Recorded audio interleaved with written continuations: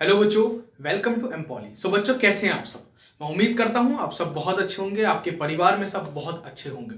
सो बच्चों, स्टार्ट करते हैं अपना थर्मल इंजीनियरिंग का लेक्चर नंबर 2। जैसा कि लास्ट लेक्चर में आपने देखा कि हमने थर्मोडायनेमिक बाउंड्री तक आपको पढ़ाया, ठीक है। अब इसी में हम थोड़ा सा आगे पढ़ेंगे। थर्मोडायनेमिक बाउंड्री कितने टाइप की थी बच्चों? हमारी 3 टाइप की थी। कौन कौन सी थी? एक फिक्स थी, एक मूवेबल थी और एक इमेजिनरी थी। वो हमने आपको समझा दी। अब हम पढ़ेंगे थर्मोडायनेमिक सिस्टम के बारे में बच्चों, थर्मोडायनेमिक सिस्टम के बारे में। अभी उससे पहले मैं आपको ये बता दूं कि जो आपकी थर्मोडायनेमिक बाउंड्री थी बच्चों, थर्मोडायनेमिक बाउंड्री, थर्मोडायनेमिक बाउंड्री। अब थर्मोडायनेमिक बाउंड्री आपने पढ़ा कितने टाइप की है? एक है फिक्स्ड, एक है मूवेबल और एक है इमेजिनरी। थर्ड है इमेजिनरी। ये मैंने आपको बताया था। फिक्स्ड मतलब कि उसमें जो बाउंड्री है वो मूव नहीं करेगी, जहां पर है वहीं पर रहेगी। जैसे देखो, एक ये बाउंड्री है, ये बाउंड्री के अंदर क्या है? सिस्टम है बच्चों, ये सिस्टम है, तो ये फिक्स्ड है, ये मूव नहीं करेगी, ये बाउंड्री मूव नहीं करेगी, अपनी जगह से नहीं हिल सकती ये वाली बाउंड्री। ये इसी टाइप की बाउंड्री को क्या बोलते हैं बच्चों? हम इस टाइप की बाउंड्री को हम बोलते हैं फिक्स बाउंड्री, ठीक है। इसके अंदर ये जो है, ये पूरा सिस्टम है। क्या है? सिस्टम है। ये क्या हो गया हमारा? बाउंड्री। कौन सी बाउंड्री है? फिक्स्ड बाउंड्री है। और ये अंदर वाला क्या है बच्चों हमारा? ये है सिस्टम, ठीक है। और बाउंड्री के बाहर क्या होता है? आप सबको पता है, सराउंडिंग, ठीक है। उसके बाद बच्चों मूवेबल आती है, एक आती है मूवेबल बाउंड्री। तो मूवेबल बाउंड्री किस टाइप की होती है? ये देखो, ये सपोज ये एक बाउंड्री है, ये बाउंड्री है। अब यहां पर आपने पानी भरा, सपोज इस एरिया में आपने पानी भरा, ये बाउंड्री है। अब जैसे जैसे क्या हो रहा है इसमें, पानी या क्या है, वाटर है, कुछ भी है, पानी है, पानी वाटर एक ही होता है ना, मैं अलग बोल रहा हूं। अब ये सपोज ये पिस्टन है। अब पानी क्या हुआ, आपने नीचे से यहां से हीट दी, इसको यहां से हीट दी, आग लगाई इसके नीचे, तो क्या होगा? पानी उबलना स्टार्ट हुआ। पानी उबलेगा तो क्या होगा? वाटर वेपर बनेगी, तो ये पिस्टन ऊपर की तरफ जाना स्टार्ट होगा। इसी तरह की बाउंड्री को हम क्या बोलते हैं बच्चों? मूवेबल बाउंड्री बोलते हैं। क्या बोलते हैं? मूवेबल बाउंड्री बोलते हैं। अब एक आती है इमेजिनरी बाउंड्री। तो इमेजिनरी बाउंड्री किस टाइप की है बच्चों? अब इसमें यह ध्यान रखिएगा, ये है जो पिस्टन है, ये है बाउंड्री और ये है सिस्टम, ठीक है। अब इमेजिनरी बाउंड्री क्या है? ये पूरा सिस्टम है। अब मुझे क्या करना है? मुझे इसकी पूरे की स्टडी नहीं करनी, मुझे सिर्फ कुछ एरिया की स्टडी करनी है। सपोज इस एरिया की स्टडी करनी है, तो मैं बोल दूंगा कि मेरी ये बाउंड्री है, मैं सिर्फ इसी के अंदर जो है वो फोकस करूंगा, यही मेरा सिस्टम है, इसके अंदर जो है ये मेरा सिस्टम है, मुझे इसी के अंदर की पढ़ाई करनी है। सिर्फ मैं सिर्फ इसको समझना चाहता हूं, बाहर से मुझे कोई मतलब नहीं बाहर क्या हो रहा है। तो ये हो गई इमेजिनरी बच्चों, ठीक है। ये 3 टाइप की आपकी बाउंड्री थी। अब हम आगे पढ़ेंगे थर्मोडायनेमिक सिस्टम के बारे में कि थर्मोडायनेमिक सिस्टम कितने टाइप का होता है बच्चों। पहली चीज, आइए पढ़ते हैं, इसको पहले रफ कर देते हैं, देन हम पढ़ेंगे थर्मोडायनेमिक सिस्टम।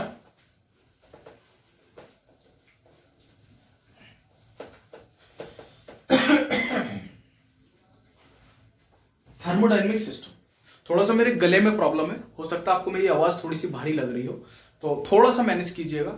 अब थर्मोडायनेमिक सिस्टम के बारे में बच्चों हम पढ़ेंगे। क्या थर्मोडायनेमिक सिस्टम के कितने प्रकार हैं? Types of thermodynamic system, types of thermodynamic system.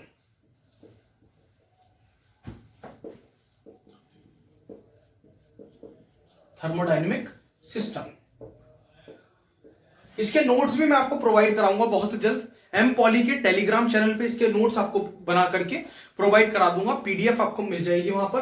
तो एम पॉली का जो टेलीग्राम चैनल है उसको भी आप लोग ज्वाइन कर लें, ताकि सारे नोटिफिकेशंस लेक्चर के और पीडीएफ आपको टाइम पर मिलती रही। बाकी चैनल को सब्सक्राइब करके और नोटिफिकेशन बटन को ऑन करके रखिएगा, ठीक है।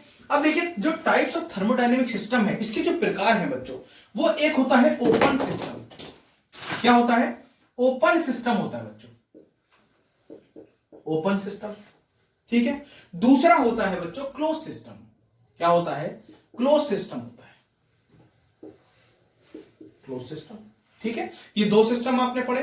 तीसरा आता है बच्चों isolated system, isolated system, isolated system. एक चीज और होती है इसमें, होमोजीनियस एंड हेट्रोजीनियस, वो भी हम पढ़ेंगे अभी, ठीक है। अब देखो ओपन सिस्टम क्या है, सबसे पहले हम पढ़ेंगे ओपन सिस्टम के। पहले ये तीनों लिख लें आप कि types of thermodynamic system. Thermodynamic system के जो प्रकार हैं वो तीन है, एक ओपन है, एक क्लोज्ड है, तीसरा आइसोलेटेड है। अब मैं पढ़ाऊंगा आपको ओपन सिस्टम के बारे में। पहले ओपन सिस्टम देखेंगे, फिर क्लोज, फिर आइसोलेटेड बच्चों। अब ओपन सिस्टम कौन सा सिस्टम है बच्चों? ये क्या होता है, इसमें क्या होता है, मास का एक्सचेंज होता है। किसमें? सिस्टम और सराउंडिंग में। There is an exchange of mass between system and surrounding. Mass transfer हो सकता है, ओपन सिस्टम है तो मास क्या हो सकता है, ट्रांसफर हो सकता है एक सिस्टम से सराउंडिंग में, और इसमें एनर्जी ट्रांसफर भी हो सकती है। मास भी ट्रांसफर हो सकता है और एनर्जी ट्रांसफर भी हो सकती है, जैसे कि एयर कंप्रेसर, ठीक है। वो एक ओपन सिस्टम का एग्जांपल है, एयर कंप्रेसर। तो आपको लिख लेना है, क्या डेफिनेशन लिखेंगे इसकी? There is an exchange, there is an exchange of mass between system and surrounding,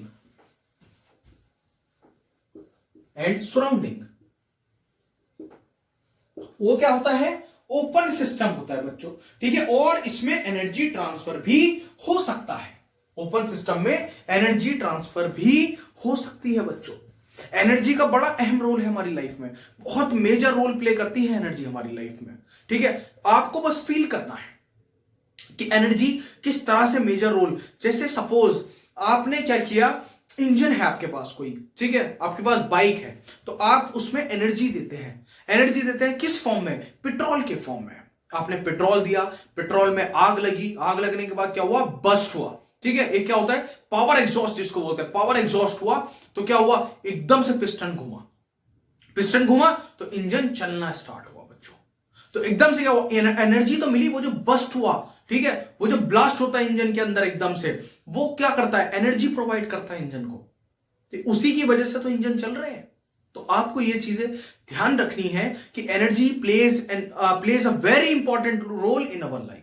बहुत ही मेजर रोल हमारी लाइफ में एनर्जी जो है वो प्ले करती है, ठीक है। अब देखो आगे क्लोज सिस्टम के बारे में। क्लोज सिस्टम क्या होता है बच्चों? क्लोज्ड सिस्टम, अब ये तो बंद है। क्लोज सिस्टम क्या है? बंद है।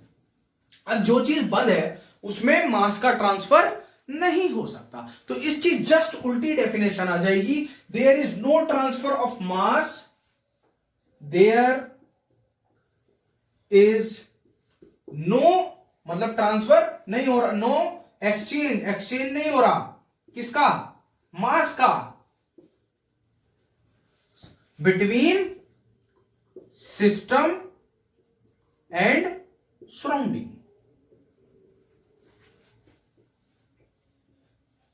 बिटवीन सिस्टम एंड सराउंडिंग, ठीक है। ये बहुत ही इंपॉर्टेंट सब्जेक्ट है बेटा आपका, पर थोड़ा सा पेशेंस रखिएगा, मैं कोशिश करूंगा से ज्यादा आपको कवर अप कराने की, ठीक है।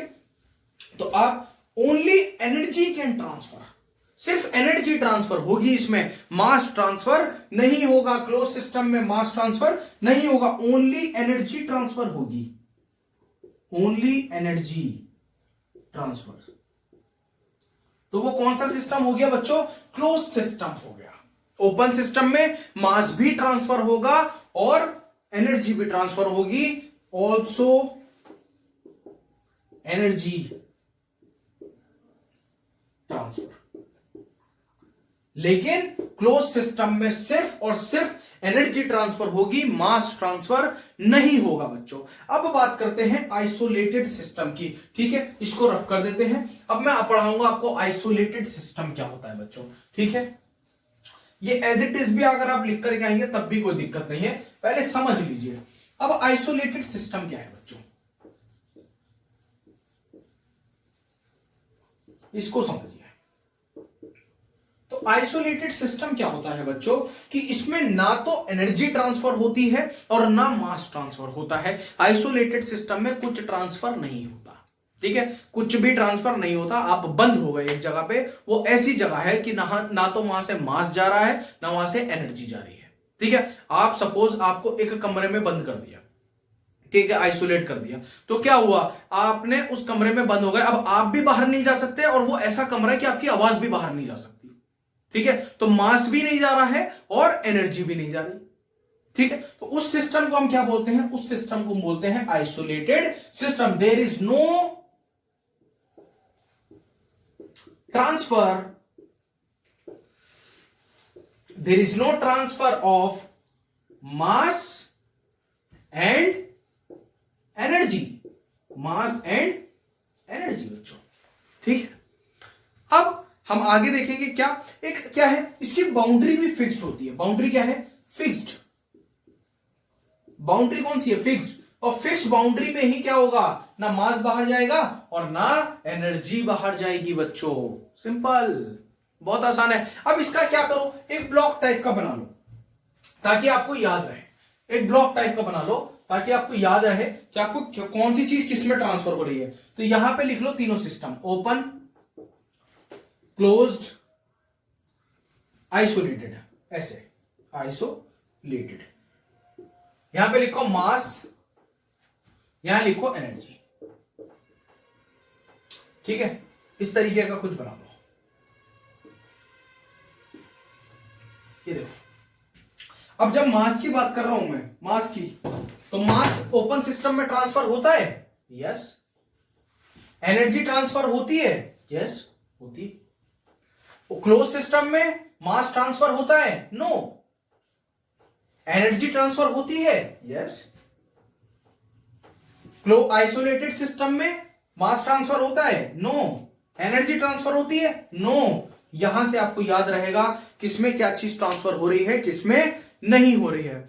अब बच्चों आगे हम अपना पढ़ेंगे नेक्स्ट टॉपिक, जो कि होगा क्या, कुछ थोड़ा सा मैं आपको एडियाबेटिक सिस्टम के बारे में भी बताना चाहता हूं, आपको पता होना जरूरी है। देन हम होमोजीनियस, हेट्रोजीनियस, ये सारा मैं आपको पढ़ाऊंगा बच्चों। अब मैं आपको पढ़ाऊंगा एडियाबेटिक्स, ठीक है। एडियाबेटिक सिस्टम के बारे में थोड़ा सा देखिए, ज्यादा डीपली देखने की जरूरत नहीं है इसमें, बस थोड़ा सा आपको पता होना चाहिए एडियाबेटिक सिस्टम में और आइसोलेटेड सिस्टम में क्या फर्क होता है। देखो, जो एडियाबेटिक सिस्टम होता है बच्चों, ठीक है, एडियाबेटिक सिस्टम, एडियाबेटिक सिस्टम में भी एनर्जी और मास ट्रांसफर नहीं होता, ना तो एनर्जी ट्रांसफर होगी, एनर्जी और मास ट्रांसफर नहीं होता, इसमें नहीं होता, और आइसोलेटेड में भी नहीं होता। तो आइसोलेटेड में और एडियाबेटिक में डिफरेंस क्या है, ठीक है।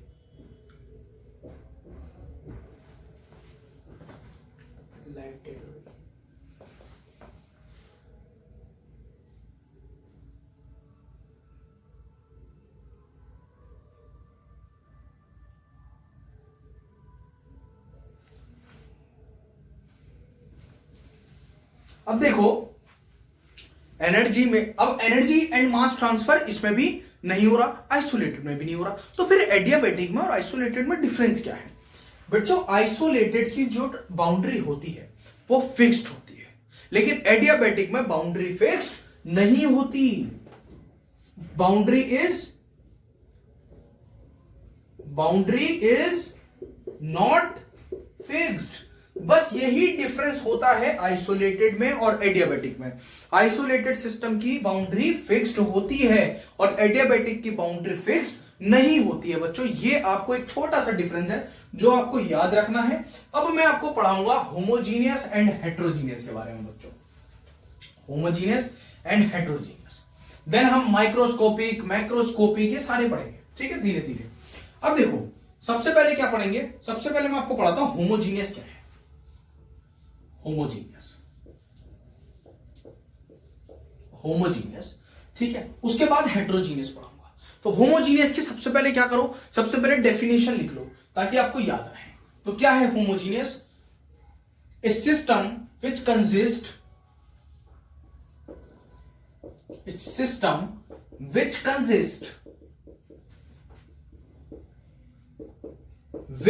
consists of a single phase,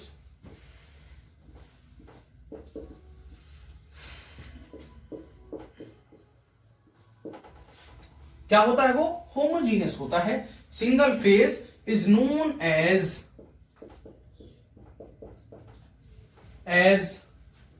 homogeneous, homogeneous, ठीक है बच्चों। जैसे कि हमने क्या किया, हमने किसी दो चीजों को मिलाया, ठीक है बच्चों। होमोजीनियस क्या है वो समझा रहा हूं। हमने कोई भी दो चीज ली, ठीक है, कोई भी एक चीज है हमारे पास, ये है ए और यहां एक चीज है वो है बी।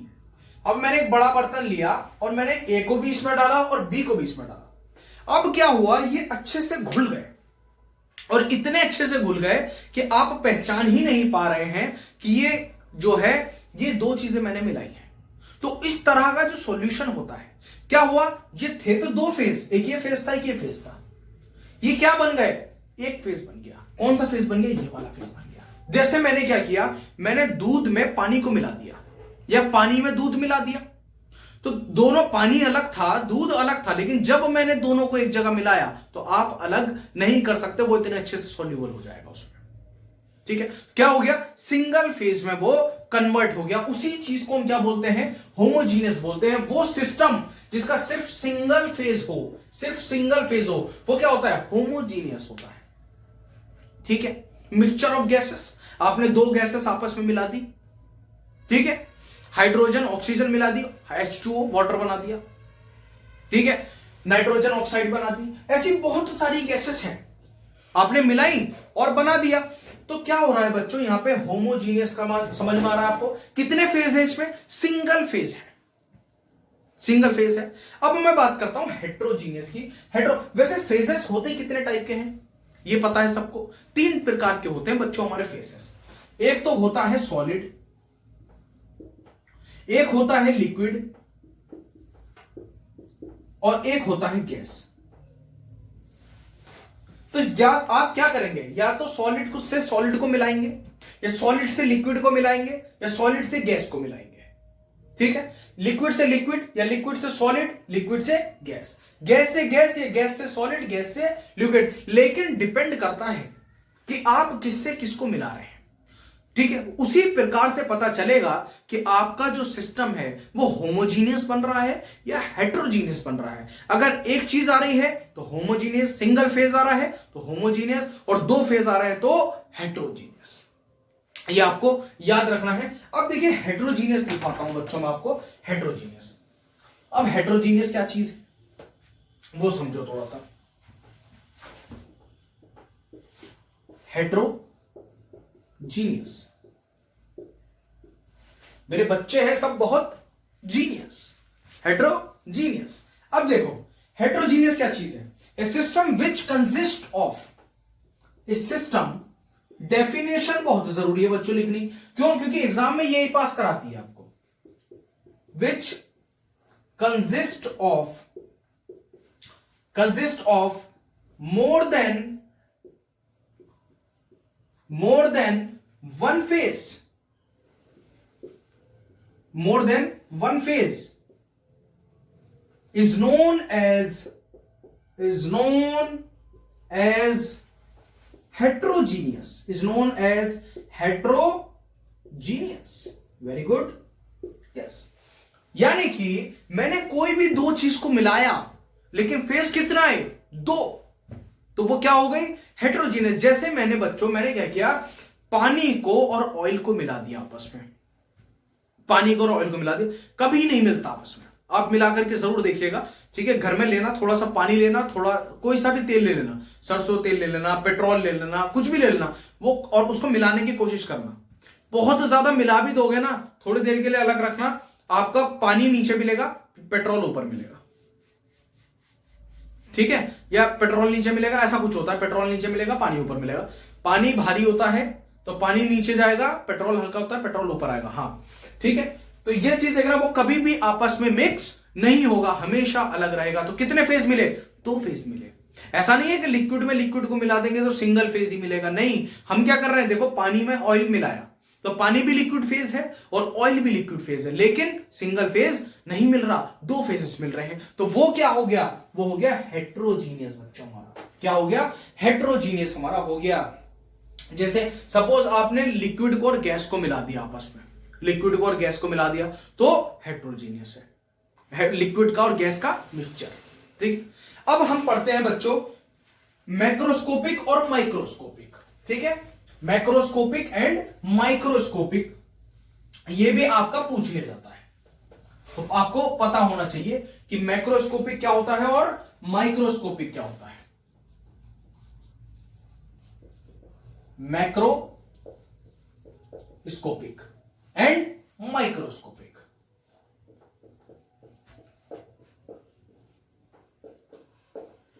देखो, मैक्रो का मतलब होता है थोड़ा बड़ा और माइक्रो का मतलब होता है छोटा, बहुत छोटा, ठीक है।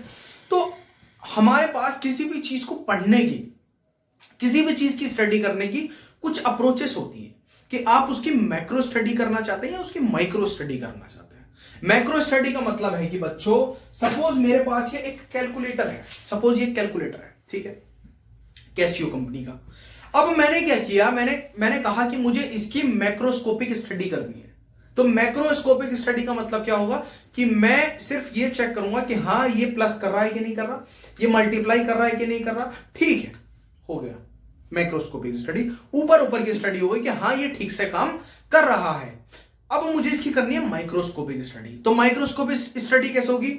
ये जिस मटेरियल से बना वो मटेरियल क्या है, इसका ये बटन है तो किस मटेरियल का है, इसका क्या काम है, इसका ये चीज इस पे लिखी हुई है तो क्यों लिखी हुई है, ठीक है। तो क्या हो गया, मैं एक एक चीज पर फोकस्ड कर रहा हूं और उसकी स्टडी कर रहा हूं, वो क्या हो गई? माइक्रोस्कोपिक स्टडी हो गई बच्चों, ठीक है। तो मैक्रोस्कोपिक और माइक्रोस्कोपिक में आपको डिफरेंस समझ में आ गया होगा। अब देखो इनकी डेफिनेशन लिखो, सबसे पहले डेफिनेशन लिखो मेरे साथ में। तो मैक्रोस्कोपिक की क्या है? The behaviour of the individual molecule, the behaviour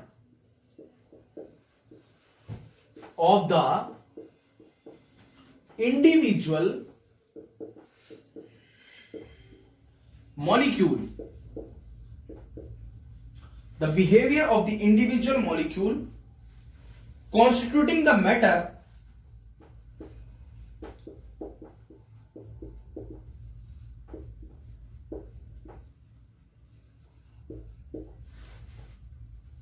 is not considered, is not considered and deals only with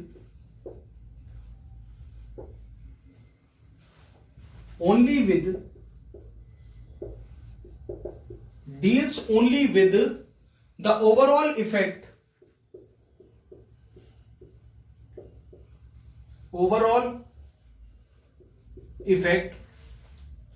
of the individual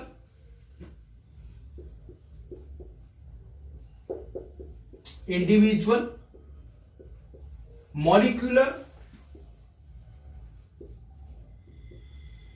interaction। तो आप समझ पा रहे हैं क्या है कि जो बिहेवियर है इंडिविजुअल मॉलिक्यूल का वो इसमें कंसीडर्ड नहीं करते। हम क्या देखते हैं? ओवरऑल इफेक्ट देखते हैं, फाइनली इफेक्ट हो क्या रहा है, तो उसको वो क्या है बच्चों? वो है मैक्रोस्कोपिक। अब देखो बात करता हूं माइक्रोस्कोपिक की। तो ये माइक्रोस्कोपिक की डेफिनेशन है जो अब लिखने वाला हूं बच्चों। The behaviour of individual atom, the behaviour of individual atom and molecules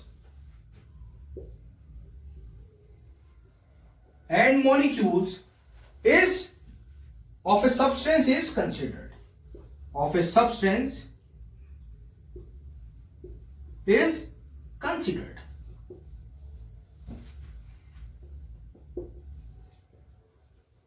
ठीक है, तो क्या है इंडिविजुअल जो एक एटम है, एटम मॉलिक्यूल क्या होता है, ग्रुप ऑफ एटम्स, बहुत सारे एटम एक जगह मिलेंगे तो क्या बनेगा, मॉलिक्यूल बनेगा। तो एक एटम की भी स्टडी हम माइक्रोस्कोपिक में कर सकते हैं बच्चों। तो आप समझ पा रहे हैं कितने छोटे लेवल पे स्टडी हो रही है, कितने छोटे लेवल पे स्टडी कर रहे हैं बच्चों, ये चीज समझ पा रहे हैं आप। ठीक है, अब हम इस लेक्चर की लास्ट चीज पढ़ेंगे, क्या, प्रॉपर्टीज ऑफ थर्मोडायनेमिक सिस्टम। क्या properties of thermodynamic system.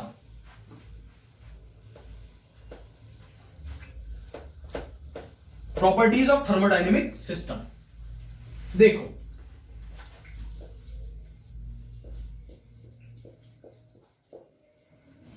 Properties of thermodynamic system. क्या प्रॉपर्टीज है थर्मोडायनेमिक सिस्टम की? तो देखो इसकी बच्चों दो प्रॉपर्टीज होती है, एक होती है इंट्रिंसिक और एक होती है एक्सट्रिंसिक।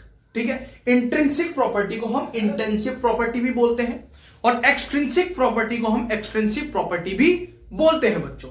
ठीक है, अब इंट्रिंसिक प्रॉपर्टी सबसे पहले लिखो, दोनों टाइप की प्रॉपर्टीज हैं, इंट्रिंसिक प्रॉपर्टी, दूसरी है एक्सट्रिंसिक प्रॉपर्टी। एक्सट्रिंसिक प्रॉपर्टी, ठीक, इंट्रिंसिक प्रॉपर्टी को बच्चों इंटेंसिव प्रॉपर्टी भी बोला जाता है और एक्सट्रिंसिक प्रॉपर्टी को एक्सट्रिंसिव प्रॉपर्टी भी बोला जाता है, ये भी आपको याद रखना है।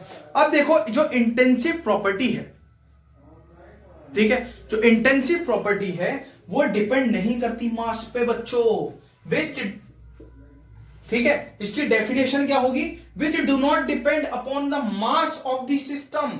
मास पर डिपेंड नहीं करती intensive properties, which those which are not depend on masses, which not depend on masses, उसको क्या बोलते हैं हम, इंट्रिंसिक प्रॉपर्टी बोलते हैं। ठीक है, ये आपको याद रखना है, ये आपको भूलना नहीं है बच्चों। जैसे टेम्परेचर ने देखा कि क्या, कि वो प्रॉपर्टीज, इंट्रिंसिक प्रॉपर्टी कौन सी है, जो डिपेंड नहीं कर रही मास पर, यानी कि मास बढ़ा दो या घटा दो उस प्रॉपर्टी पे कोई फर्क नहीं पड़ता। जैसे टेम्परेचर, ठीक है, कोई टेम्परेचर है किसी भी चीज का, सपोज आपने क्या है, एक बीकर है, ये आपने पानी रखा, इसमें भरा आपने पानी, अब ये 100 डिग्री सेल्सियस पर है। ठीक है, आपने थोड़ा सा पानी निकाल लिया इसमें से, तो क्यों जो पानी अंदर है क्या उसकी डिग्री सेल्सियस पे कोई फर्क पड़ेगा, नहीं पड़ेगा। वो अगर 100 है तो वो 100 ही रहेगा। अगर इतना सा पानी भी रह जाएगा ना बच्चों, ठीक है, इतना सा पानी भी, वो भी 100 डिग्री पर ही उबल रहा होगा। तो क्या हो रहा है, मास के कम होने से इंट्रिंसिक प्रॉपर्टी पे इफेक्ट नहीं पड़ता। ठीक है, और अब देखो एक्सट्रिंसिक प्रॉपर्टी कौन सी होती है, जो डिपेंड करती हैं किस पे, डिपेंड ऑन मासेस, यानी कि मास अगर घटेगा या बढ़ेगा तो इन पर फर्क पड़ेगा। जैसे वॉल्यूम, एनर्जी, जितनी भी एनर्जी है बच्चों, जितनी भी एनर्जी है वो सब एक्सट्रिंसिक प्रॉपर्टीज आती हैं, सब की सब एक्सट्रिंसिक प्रॉपर्टी है। ठीक है, जितनी भी एनर्जीज है, चाहे वो काइनेटिक एनर्जी हो, चाहे वो पोटेंशियल एनर्जी हो। Kinetic energy ½ potential energy mgh। ठीक है, तो ये आपको याद रखना है, ये सारी एक्सट्रिंसिक प्रॉपर्टीज हैं। सो बच्चों मिलते हैं अपने नेक्स्ट लेक्चर में, चैनल को सब्सक्राइब जरूर कर लीजिएगा। मैकेनिकल के सारे सब्जेक्ट्स हम इस पर आपको पढ़ाएंगे, सारे सेमेस्टर्स के। ठीक है, और लेक्चर को लाइक करना ना भूलें, पीडीएफ के लिए एम पॉली का टेलीग्राम चैनल जरूर ज्वाइन कर लें। मिलते हैं अपने नेक्स्ट लेक्चर में। सी यू, बाय बाय।